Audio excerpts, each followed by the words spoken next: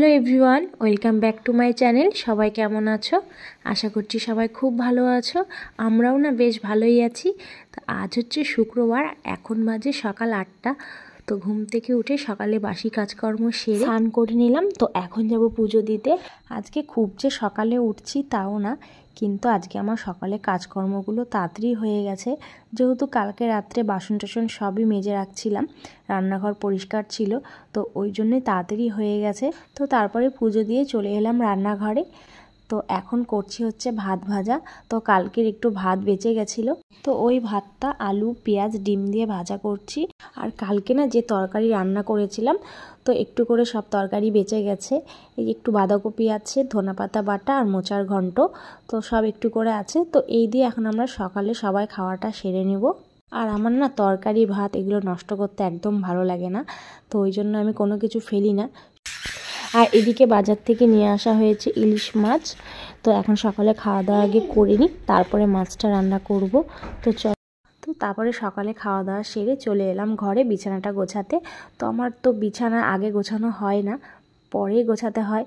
আমার সকালে ঘুম থেকে উঠে স্নান পুজো করে আগে রান্নাঘরে যেতে হয়, কারণ আমার হাজব্যান্ড সকাল সকাল কাজে যায়। আর আমাদের না সবার সকালে ভাত খাওয়ার অভ্যাস, তো ওই জন্য আগে আমাকে রান্নাবান্নাই করতে হয়। তো সকালে রান্নাবান্না হয়ে গেলে, খাওয়া দাওয়া হয়ে গেলে তারপরে অনেকটা সময় পাই, তো তখনই আমি ঘরের কাজকর্মগুলো করি। তারপরে এই যে জানলাগুলো খুলে দিলাম, তো বালিশগুলোকে রোদে দিয়ে দিচ্ছি। তো এটা আমি প্রতিদিনই করে থাকি, সব বালিশগুলো জানলায় দিয়ে দিই। আজকে বাইরে ভালোই রোদ উঠছে। পৌষ মাস পড়ে গেল ডিসেম্বরের শেষের দিকে, তাও কিন্তু অতটা ঠান্ডা এখনও পড়েনি। ওই ভোরের দিকে একটু ঠান্ডা লাগে, তারপরে রোদ উঠে গেলে অতটা ঠান্ডা লাগে না। আর আমার বাড়িটা একদম পুরো রোদটা সারাদিন পায়, তো ঘরগুলো না বেশ গরম থাকে। আর বিকেলবেলায় দরজা জানলা সব একেবারে বন্ধ করে রাখি, তারপর সন্ধ্যার সময় ঘরগুলো একেবারে গরম হয়ে থাকে, ঠান্ডা অতটা আমার ঘরে লাগে না। আর এখন কয়দিন ধরে না রাতে এত গরম লাগছে, ব্ল্যাঙ্কেট নিলে গরম লাগছে, আবার না নিলে ঠান্ডা লাগছে। তো এই করে রাত্রে ঘুম ঠিকঠাক করে হচ্ছে না। আর ঘুম যদি না আমার ঠিকঠাক হয় না, সারাদিন কাজকর্ম করতেও আমার ভালো লাগে না, মাথাটা প্রচণ্ড ব্যথা করে। আর ঘুম যদি ঠিকঠাক হয় তাহলে আমি সারাদিন কাজ করলেও না আমার অতটা ক্লান্তি লাগে না। তো প্রতিদিন আমি বিছনা গোছানোর পর এইভাবে সব জিনিসগুলো হালকা করে মুছে নিই। সপ্তাহে তো একদিন আমি ডিপ ক্লিন করি। আর প্রতিদিন যখন ঘরের কাজকর্ম করি তখন সব জিনিস একটু হালকা করে মুছে তারপরে ঘরটা ঝাড় দিয়ে মুছে নিই। আর ঘর বাড়ি গুছিয়ে রাখলে নিজেরও মন মানসিকতা বেশ ভালো লাগে।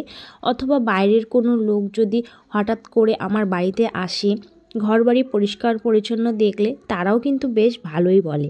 তো ঘরের সমস্ত কাজ কিন্তু আমার হয়ে গেছে 30 মিনিটের মধ্যে, তবে একটু সময় বেশি লেগেছে, যেহেতু ক্যামেরা সেট করে করে কাজ করি, তো ওই জন্য একটু সময়টা বেশি লাগে। তো তারপরে এই যে ঘরটা একটু ঝাড় দিয়ে দিচ্ছি। তো তারপরে যাব ওই ঘরে, ওই ঘরটাও খুব ছিটানো হয়ে আছে। তো মেয়ে রাত্রিবেলায় এই ঘরেই শোয়। তো আগে ও ঘরে আমাদের সাথে একসাথেই শুতো।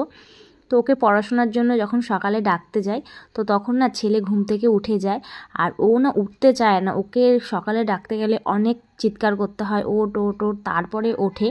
তো ওই ঘরে যদি শোই, তখন আমি যদি ডাকতে যাই তো ছেলে উঠে যায়। আর ছেলে উঠে গেলে অত সকালে না খুব কান্নাকাটি করে, খুব বিরক্ত করে। তো ওই জন্য ওর বাবা বলেছে যে তুই এই ঘরে শুবি, তাহলে এই ঘরে তো আর ডাকলে আর কোনো অসুবিধা হবে না। তো ওই জন্যই ওকে এই ঘরে শুতে বলা হয়। তো বিছনাটা ওকেই বলি যখন উঠবি তখন একটু গোছাবি। তো মাঝে মধ্যে গোছায়, মাঝের মধ্যে আর গোছায় না, খামখেয়ালি যখন ইচ্ছে হয় তখন করে। কাজ কিন্তু মোটামুটি অনেক কিছুই পারে, কিন্তু কি করতে চায় না। আর আমিও অতটা চাপ দিই না, মেয়ে মানুষ, কাজ তো করতেই হবে। সবাই যে বিয়ের আগে সব কিছু শিখে আসে তা না, আস্তে আস্তে সবাই পরিস্থিতির চাপে পড়লে সব ঠিক হয়ে যায়। তারপরে এই যে পাপাকে স্নান করাতে চলে আসছি, যে একটু ঠান্ডা গরম জল মিশিয়ে দিয়েছি। আর কি আনন্দে রোদ্রে দেখো স্নান করছে একা একা, খুব আনন্দ পাচ্ছিল। তো ভাবলাম যে তোমাদের সঙ্গে একটু শেয়ার করি। মাথায় ঢালো। তো এখন পাপাকে রেডি করে টিভি দিয়ে দেবো, একটু টিভি দেখবে। এই সময়টায় একটু টিভি দেখে, এতক্ষণ বাইরে খেলাধুলো করলো। তো আমি চলে এলাম তারপরে জামা কাপড় তুলতে। জামা কাপড়গুলো না এগুলো কালকের জামা কাপড় ছিল, তো শুকিয়ে গেছে, কালকে কেচে দিয়েছিলাম, তো এই জন্য তাড়াতাড়ি শুকিয়ে গেছে। আর এখানে খুব সুন্দর রোদ পড়ে, জামা কাপড় একদম সুন্দর শুকিয়ে যায়।